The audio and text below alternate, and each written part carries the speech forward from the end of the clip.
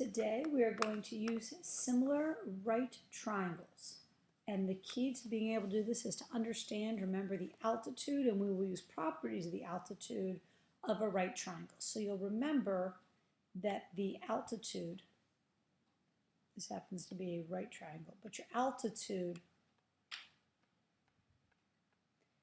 is where we draw a point from the vertice to the opposite side of the triangle and intersect at a 90-degree angle.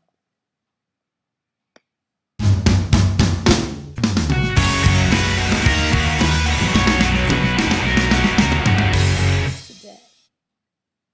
First off, are these triangles similar? And if so, give the reason. Well, this all needs to add up to 180. This needs to add up to 180. So the missing angle measure here would be 30. That makes them similar by the angle-angle similarity postulate. Next problem, find x. So we want to find the hypotenuse. 14 squared plus 48 squared equals c squared. But as I keep saying, and even I'm having troubles doing this, I need to set this up as c squared equals. In my calculator, 14 squared is 196. 48 squared is 2,304. I'm going to add the 196 to that, and I'm going to square root it, but I can see there the answer is 50.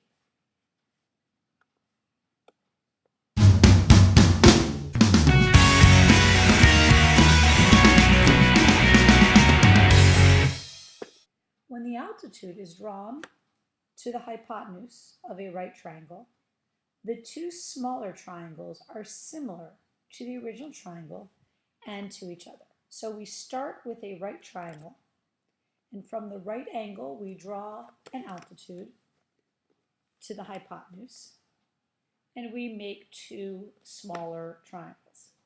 So the original triangle, ABC, right there, CBD and ACD are going to be similar to the original triangle, and you'll see CABC. You'll notice that in order for them to be similar, though, they do rotate, because C in the original problem, in the original triangle, was the right angle. That's now going to be similar. That was the original triangle. That's going to be similar now to D in the similar triangle. So same thing here. Even though they're split in half, you actually need to rotate, helps to see this, rotate this 90 degrees so that your AD side goes up and your AC hypotenuse rotates. So since D is the right angle in both, those are similar to each other. A becomes similar to, in the red triangle, is similar to C in the blue triangle. Actually, the angles will be congruent. The sides will be similar. And the measure of angle C is going to be the same as angle B. Side AC is going to be similar now to side CB. And we are going to use this theorem in some problems. Identify the similar triangles in the diagram. So we have the original triangle RST right there. So as you notice, U here is now the 90-degree angle. U is the same measure as T. T in the new triangle is actually congruent to the original S. and the R is still congruent to R. In the smaller triangle, looks like this rotated and flipped, SUT is congruent to STR in the original triangle. They have the letters, there did this as TSU, it's congruent to RST, and these two were the new triangles that were created when we actually drew an altitude right there. Sometimes it's easier to draw these and rotate them and spin them around on your piece of paper so that you can see how they line up to each other. So the swimming pool below shows a cross section. What is the maximum depth of the pool? So we're going to need the height of this altitude right here. Okay. We have some measures here. The original triangle is 165 feet long. So we can actually find it by using the leg of this triangle, or we can find the length of this one. So we're going to flip back and forth here. So first they have you identify the similar triangles. RST, that's the first large triangle, is similar to RTM. So what they've done is they put this new in here, and M is now the right angle on these. So they were able to identify these spaces. So this side here became this side here, this here. And they found the value of H. Use the fact that RST is similar to RTM to set up a proportion. Substitute in your values, cross multiply, and then you get that the height is about 59 inches. So let's go back to the diagram. If this is 59 inches and this part was 48 inches, 59 plus 48 is 107 inches. We could also figure that out as almost 9 feet deep. To do these problems, you need to be able to figure out these similar triangles. I will admit, I was having a hard time drawing it on here because there's just a lot going on. So I actually went ahead and drew it on a separate paper. So to give myself a little bit more room here, I'm going to do this so I have a bunch of space. And I'm actually going to put two triangles on here so that you can see this better. And I am going to format these points of this triangle.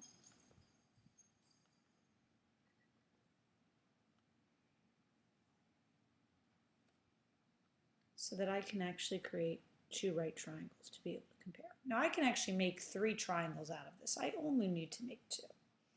So I'm going to take that first triangle because that's the easiest one to see. And I'm going to say that was EGF, which has measurements of 3, 4, and 5. And that's the right angle symbol. Now to help me, I'm going to think of that this is the shorter side, this is the longer side, that's the hypotenuse. So I just put those letters there to help me. When I use this triangle here, so this is H, it's angle H. This, not sure what that is. I know that that's GF, so that has to be GF, I think, and that's 4. So the shorter side, this is going to be the longer side, this is X. I don't know what this is, but I can set up a proportion here. I can say 3 over x is going to be similar to 5 over 4. 5 times x is 5x. 3 times 4 is 12. X equals 12/5. And that's the correct answer. And some of you might say, well, Mrs. Falk, that's pretty easy. But when I was trying to scrunch it in and do it real small up here, I was having a lot of difficulty with this problem. So I'm going to clear these annotations, and now I'm going to look at this problem. Once again, oh, I don't want a triangle. I want a big rectangle here, so I have plenty of space to work. And I'm going to put a triangle and a triangle. I'm going to go ahead and format those points so that I have 2 right triangles. So this one is really turned around from what you have originally. It looks like M would be there. That's the 90 degree. And then in this one, going up, it's L. Here it's J. So this is hypotenuse. LM is 5, and that's the shorter side. Okay, so I'm going to look at this triangle here, KLM. K is my right angle. KL is going to be my shorter side. KM is X. That's my longer side.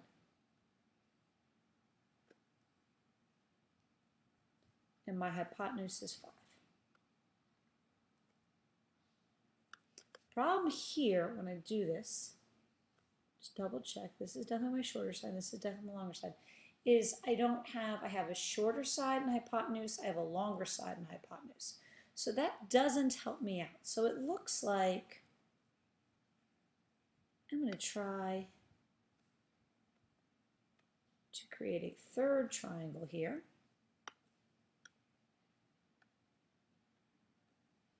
Let's see if that one will help me out. So the shorter side there on this K, J, M, the hypotenuse is 12. The shorter side is X. Over on this original triangle, I guess I did have it. The hypotenuse on this original triangle is 13. So 5 to 13 is going to be same as X to 12. So initially when I was struggling before, I hadn't filled in the rest of the measurements here. I could have done that. I did have the 12 there. But 5 to 12 times 12 is 60 equals 13x. 60 divided by 13. And that is the format that they're okay with. So once again, the key to these was really taking a separate piece of paper and drawing it out so that I could do my work. Now we're going to start, you guys will be excited, some actual math here. Geometric means. The geometric mean of two numbers, A and B, is the positive number x, so that we can set this up. And you'll notice that we have A and B are x times x. Technically, I don't know if you've ever heard it. There's a saying in proportions about the product of the means, it would be x and x, is equal to the product of the extremes. So basically we're setting this up so that this number here, the denominator on the first ratio, is the same measurement as the numerator on the second ratio. You're going to end up, when you have a triangle and you divide it right triangle and you divide it into two smaller triangles through the altitude through the right angle, you're going to set up a number of relationships, and depending upon which one you use really depends just upon what numbers you have at your disposal, what measurements you have at your disposal. So you could set up a proportion or a geometric mean that compares the length of the shorter leg to lengths of the longer legs. And that would really be a case where your shorter leg in one triangle became your longer leg in the other. You could also compare where the length of your hypotenuse in one triangle, in this case 1, CB is your hypotenuse, becomes the shorter leg in triangle 3. Or you could set up where the length of your hypotenuse in number 2, let's say you were solving for that, is also your longer leg in triangle 3. So you could look here, ACD, that's your hypotenuse. That's also your longer leg in this larger triangle. Have some scribble here, let me clear that. So we drew 3 triangles. And then I can see, this is Y. So in this triangle here, Y is the hypotenuse. But in this triangle here, Y is the shorter leg. So I'm going to compare 3 over Y to Y over 9. When I set this up, there's a little bit more importance as to how I set this up. I want my variable that I'm finding to be my denominator in the first ratio, my numerator in the second. So Y times Y is Y squared, equals 27.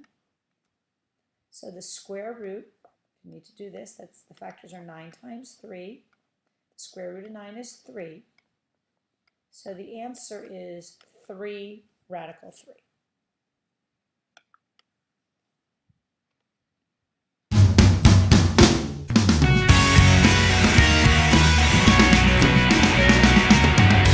And the geometric mean for the leg theorem. So in a right triangle, the altitude from the right angle to the hypotenuse divides the hypotenuse into 2 segments. We've already talked into 2 segments, AD and BD. And we can set up geometric mean that says the length of the altitude is the geometric mean. It's going to be the bottom denominator of the first ratio, numerator of the top, the mean of these 2 segments. Okay? We also can say in a right triangle, the altitude from the right angle to the hypotenuse divides the hypotenuse into 2 segments. The length of each leg of the right triangle. So the length of each leg, so for instance CB, is the geometric mean, there and there, of the segments of the hypotenuse.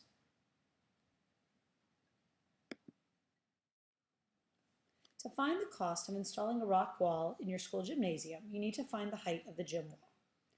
You use a cardboard square to line up the top and bottom of the gym wall. Your friend measures the vertical distance from the ground to your eye. Basically, as you can see here, we're making one large triangle, and we can cut it into 2 smaller similar triangles. Now, as you've seen before, I really like to create a triangle here that lines up for me the way I need it to visually see this. So what I'm doing here is I'm going to create a diagram to model this bottom triangle that's sideways. So this is 5 and this is 8.5.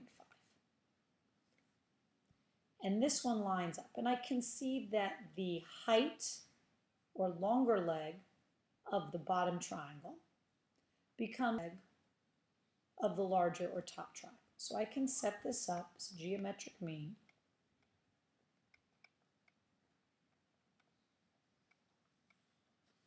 So that's 5W. 8.5 times 8.5 is 72.25. When I divide by 5, I'm going to get that W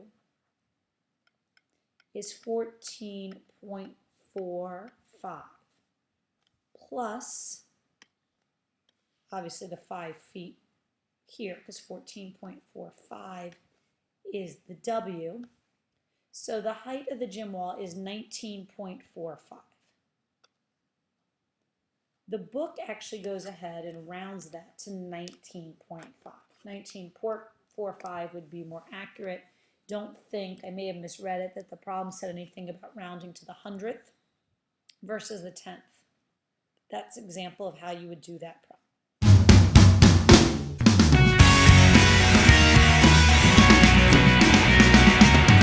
Number 3. Which theorem did you use to solve for y? For example 3, not sure what's happening here. You use the geometric leg theorem because we set the ratio, we use the ratio of the hypotenuse of the large, we involved the leg and the hypotenuse. And you remember that example 3 was actually this problem, where we had a leg and a hypotenuse. In the rock climbing wall, okay, we use the geometric mean altitude theorem, because when we were setting up the proportion, we were using this altitude for the bottom denominator of the first ratio and the numerator of the second ratio.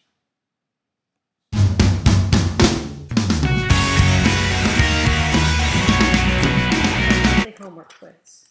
Now, I've mentioned, I think, in this video, and I definitely will mention in class, I have a very difficult time with these problems. I just don't see how to rotate these. So literally when I do this in class, I'm going to put a piece of paper over the Promethean board, and I'm going to trace this and then flip the piece of paper around so you can see that. But today, to just do it for you on the video, since most of you watching can probably see this, you have triangle X, Y, Z. In this triangle, Y is your right angle. So, and XY is your shorter leg, and YZ is your longer leg. So now, if I take triangle here, it might be a little bit easier for me to see if I color it in. X, W, Y.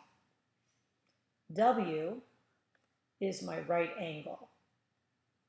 X, W is my shorter side, and WY is my longer side. And then the last triangle, W, again, is my right angle. My shorter side is YW. My longer side is WZ. You can also see that in these two, X is going to be the same, congruent to X, and these Z is going to be congruent to Z. So I think I have done this problem correctly. XYZ is similar to XWY is similar to YWZ. And I have done the problem correctly. I feel so much better about that. Now they're going to ask us to find the variable.